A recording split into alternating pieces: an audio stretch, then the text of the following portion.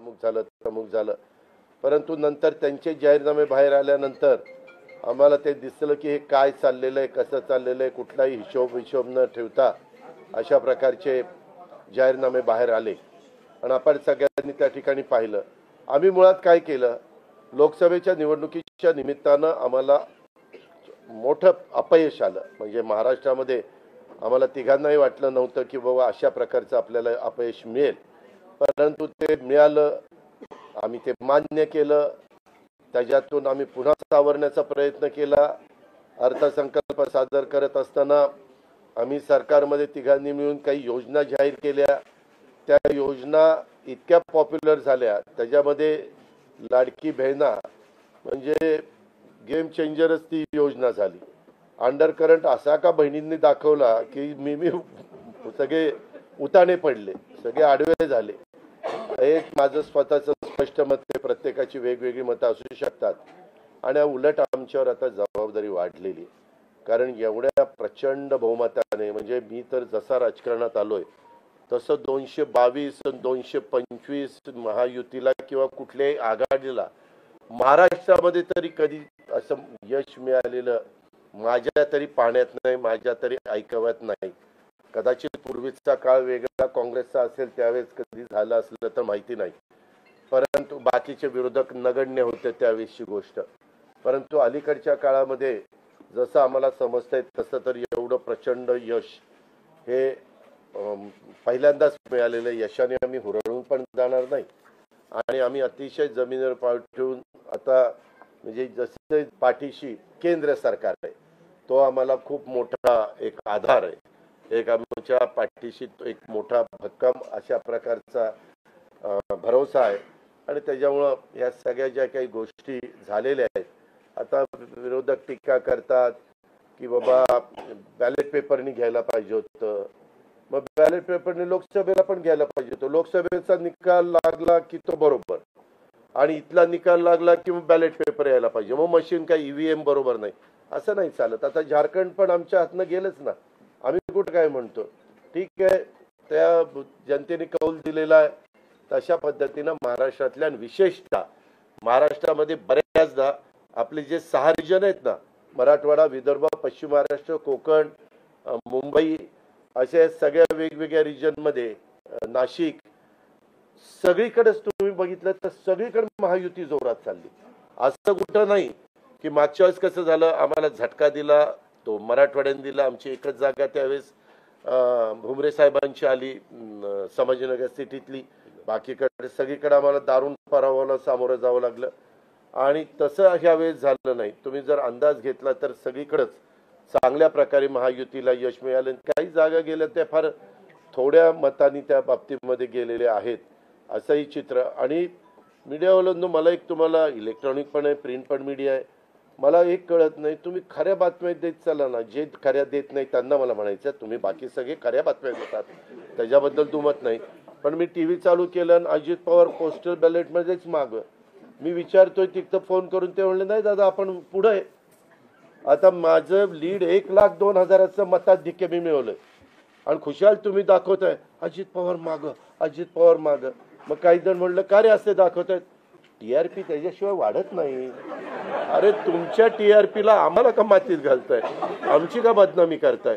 त्याच्यामध्ये मी नंतर पुन्हा अधिकाऱ्यांच्याकडनं माहिती घेतली की नक्की पोस्टल बॅलेट किती झाले. पोस्टल बॅलेटमध्ये पण आम्ही पुढे होतो आणि रेग्युलर मतदानामध्ये पण पुढे होतो. सांगायचं तात्पर्य की तुमच्यावर सगळ्या चॅनलवर जनतेचा एवढा विश्वास आहे, म्हणजे विश्वास नाही ते सकाळच्या 9 वाजताच्या भोंग्यावर विश्वास नाही, पण बाकीच्यांवर फार विश्वास आहे. माझं एवढंच म्हणणं आहे की खऱ्या बातम्या दिल्या तर काही वाईट होणार नाही.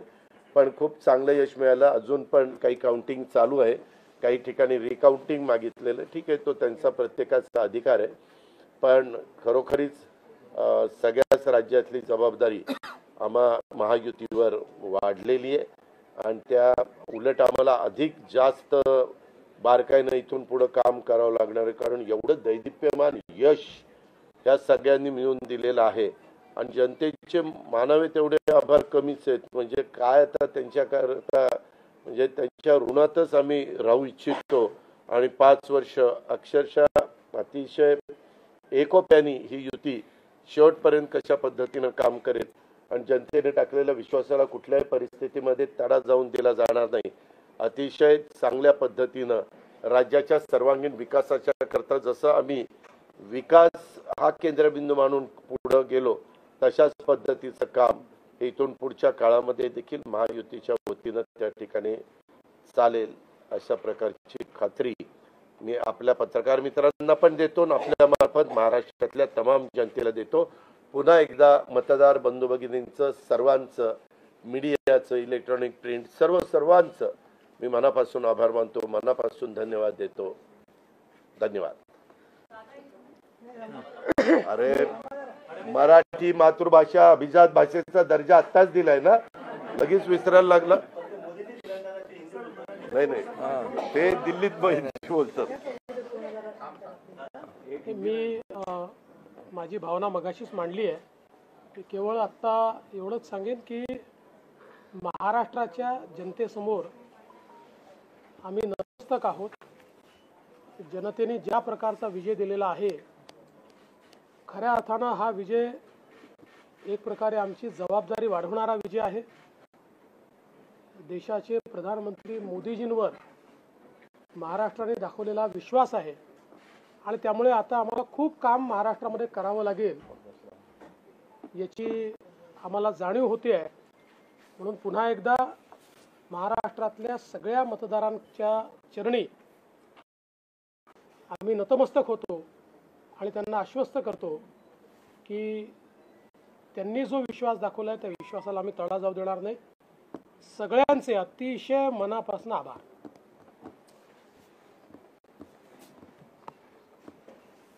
खरं म्हणजे आजचा हा महाराष्ट्रातला ऐतिहासिक दिवस आहे आणि ऐतिहासिक विजय देखील आहे। आतापर्यंतच्या अनेक वर्षांच्या निवडणुका आपण पाहिल्या, परंतु ही निवडणूक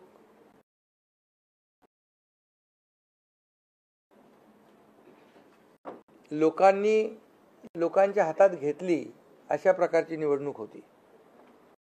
म्हणजे लँडस्लाइडिंग जो काही विक्ट्री आपण म्हणतो ऐतिहासिक, म्हणजे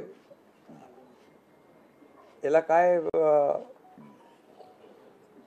शब्द वापरायचे मला कळत नाही, परंतु लोकांनी मतांचा प्रेमाचा वर्षाव महायुतीवर केला।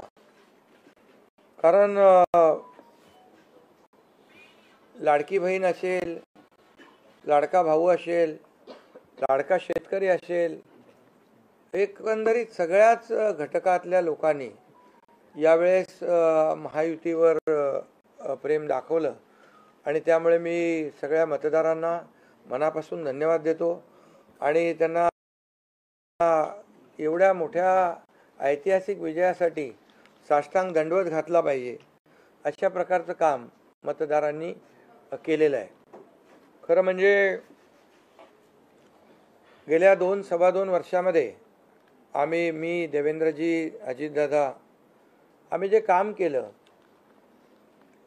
या राज्यामध्ये की शिवसेना, भाजपा, राष्ट्रवादी, RP आमचे आठवले साहेब इकडे आहेत आणि आमचे इतर घटक मित्रपक्ष आणि जे निर्णय आम्ही घेतले ते निर्णय आतापर्यंतच्या इतिहासामध्ये न भूतो न भविष्यते असे होते।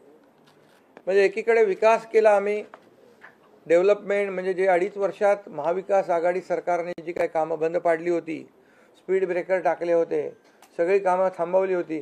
तुमच्या काळातली जी कामं जसं महाविकास आघाडीचं सरकार 2019ला आलं त्यानंतर ती सगळी कामं बंद पाडली, त्याला स्टे दिले आणि ते स्टे आम्ही सगळे काढले आणि कामं सुरू झाली। मग अटल सेतू झाला, समृद्धी झाला, आपला कोस्टल झाला आणि मेट्रो झाली, कारशेड झालं आणि मोदी साहेबांच्या शुभ हस्ते त्याचं आम्ही उद्घाटनही करू शकलो।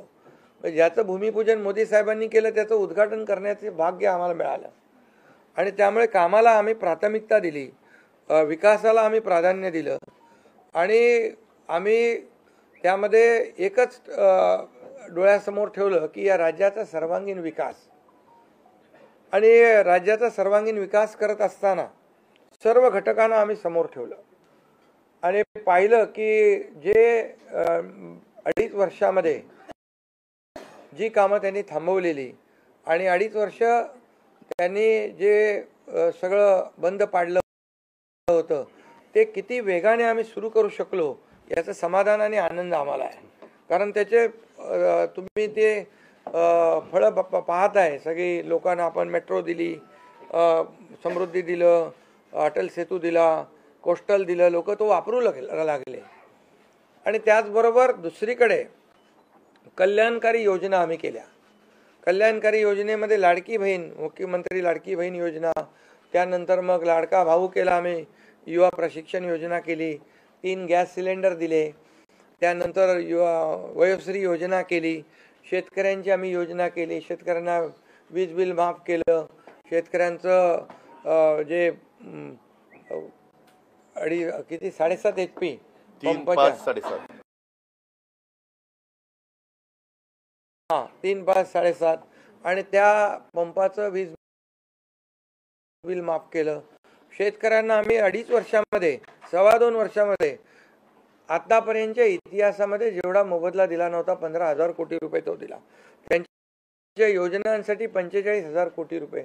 म्हणजे एकंदरीत कल्याणकारी, मी डिटेलमध्ये जात नाही त्याच्यामध्ये, पण एकीकडे विकास आणि दुसरीकडे कल्याणकारी योजना याची आम्ही सांगड घालण्याचा प्रयत्न केला. आणि नेमकं यामध्ये आमचा उद्देश एवढाच होता की या राज्याला पुढे न्यायचं, या राज्याचा सर्वांगीण विकास करायचा, या राज्यातल्या प्रत्येक घटकाला काही ना काही राज्य सरकारच्या माध्यमातून आधार मिळाला पाहिजे. आणि मग आम्ही सर्वसामान्यांचं सरकार म्हणायचो. मग सर्वसामान्यांचं सरकार म्हणताना सर्वसामान्याला काय मिळालं याचा विचार आम्ही केला. आणि मला अभिमानाने या ठिकाणी सांगायचं आहे की मोदी साहेबांनी, केंद्र सरकारने देखील आमच्या पाठीमागे उभे राहिले ताकदीने, की जे आमचे प्रस्ताव जे आहेत ते त्यांनी मान्य केले. आणि मोठ्या प्रमाणावर गेल्या 10 वर्षामध्ये जे केंद्राने देखील या राज्याला 10 वर्ष तर जाऊ द्या, पण 2-2.5 वर्षामध्ये देखील आम्हाला लाखो कोटी रुपयांचं सहकार्य केलं. त्यामुळे एक डबल इंजिनचं सरकार देखील या राज्यामध्ये, वेगवान सरकार, गतिमान सरकार, निर्णय घ्यायला धडाधड निर्णय घेतले आम्ही. त्यामुळे 2.5 वर्षात सिंचन प्रकल्प 4 त्यांनी केले महाविकास आघाडीने, आम्ही होतो तिकडे. आणि आता आमच्या वेळेस सुप्रमा 124 सुप्रमा दिल्या. म्हणजे एक फक्त उदाहरण की अशा प्रकारचं काम आम्ही केल्यामुळे या राज्यातल्या जनतेने सर्वसामान्य माणूस आम्ही केंद्रबिंदू मानला. म्हणजे त्याच्यामध्ये महिला आहेत, गरीब आहे, युवक आहे, शेतकरी आहे, यांना आम्ही केंद्रबिंदू मानून काम केलं आणि त्यांच्यासाठी आम्ही योजना केल्या. काय आमच्यावर आरोपही झाले, एका रेवड्या बाटण्या काय म्हणजे तुम्ही हे वाटप सुरू केलं आहे, बहिणींना विकत घेताय का, काही लाच देताय का, या सगळ्या गोष्टीला आम्ही सामोरे गेलो. कोर्टामध्ये काही लोक गेले ही योजना बंद करण्यासाठी. आणि म्हणून लाडकी बहीण योजना जी आहे, त्याचबरोबर शासन आपल्या दारी, आम्ही याच्यापूर्वी शासन आपल्या दारी आम्ही केलं. डायरेक्ट तेव्हाही योजना होत्या, पूर्वी लाभही होते, सगळं होतं, परंतु लोक कंटाळून ते योजनांचा लाभ घेण्यापासून वंचित राहत होते. आम्ही 5 कोटी लोकांना त्याचा लाभ दिला, शासन आपल्या दारी. आणि आपल्या लाडकी बहीण योजना, यामुळे एकंदरीत लोकांनी विश्वास ठेवला की हे देणारं सरकार आहे, हे फक्त बोलणारं सरकार नाही आहे. आणि म्हणून देणारं सरकार आहे याच्यावर विश्वास ठेवला. आणि कल्याणकारी योजना ज्या केल्या आम्ही फक्त बोललो नाही, तर 5 इन्स्टॉलमेंट लाडक्या बहिणींच्या खात्यात टाकले सुद्धा. आणि आम्ही तर आम्हाला माहीत होतं हे विरोधक सावत्र भाऊ आमच्या या नोव्हेंबरच्या पैशामध्ये अडकाटी आणतील, म्हणून आम्ही ऑक्टोबरमध्येच आचारसंहिता लागायच्या अगोदर नोव्हेंबरचे पण पैसे दिले. कारण शेवटी आम्ही देण्याची नियत आमची आहे, नियत साफ आहे. कारण आम्ही फक्त कागदावर योजना ठेवायच्यासाठी केलं नाही. आणि त्यामुळे एकंदरीत या राज्यामध्ये सर्वसामान्यांचं सरकार सर्वसामान्यांसाठी काहीतरी करतंय ही भावना प्रत्येकाच्या मनामध्ये निर्माण झाली. आणि आम्ही म्हणालो common man common man common man. आता कॉमन मॅनने आम्ही ठरवलं की त्यांच्या जीवनामध्ये काही बदल घडवून चांगले दिवस आणून त्याला सुपरमॅन करायचं. पण त्यांनी आम्हाला या निवडणुकीत सुपरमॅनसारखं काम करून दाखवलं आणि एवढं भरभरून त्यांनी आशीर्वाद दिले की लोकांनी एवढंच आहे की यामध्ये बऱ्याचशा गोष्टी स्पष्ट झाल्या.